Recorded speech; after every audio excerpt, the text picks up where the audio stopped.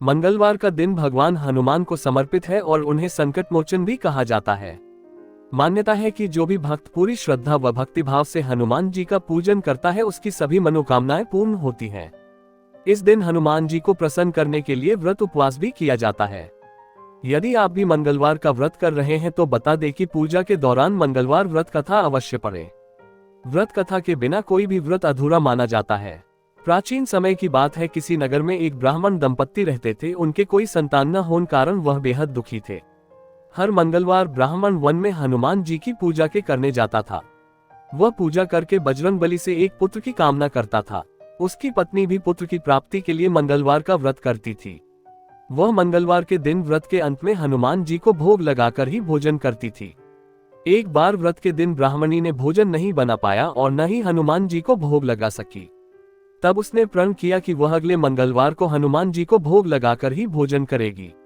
वह भूखी प्यासी 6 दिन तक पड़ी रही। मंगलवार के दिन वह बेहोश हो गई।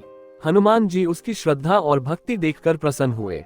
उन्होंने आशीर्वाद स्वरूप ब्राह्मणी को एक पुत्र दिया और कहा कि यह तुम्हारी बहुत सेवा करेगा। बालक को पाकर ब्राह्मणी बहुत खुश हुई।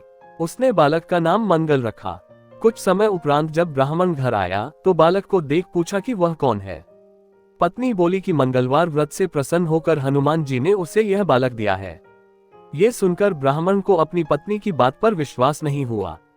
एक दिन मौका पाकर ब्राह्मण ने बालक को कुएं में गिरा दिया। घर पर लौटने पर ब्राह्मणी ने पूछा कि मंगल कहाँ है। तभी पीछे से मंगल मुस्कुराकर आ गया। उसे वापस देखकर ब्राह्मण चौंक गया। उसी रात को बजरंगबली ने ब्राह्मण को सपने में दर्शन दिए और बताया कि यह पुत्र उन्होंने ही उसे दिया है।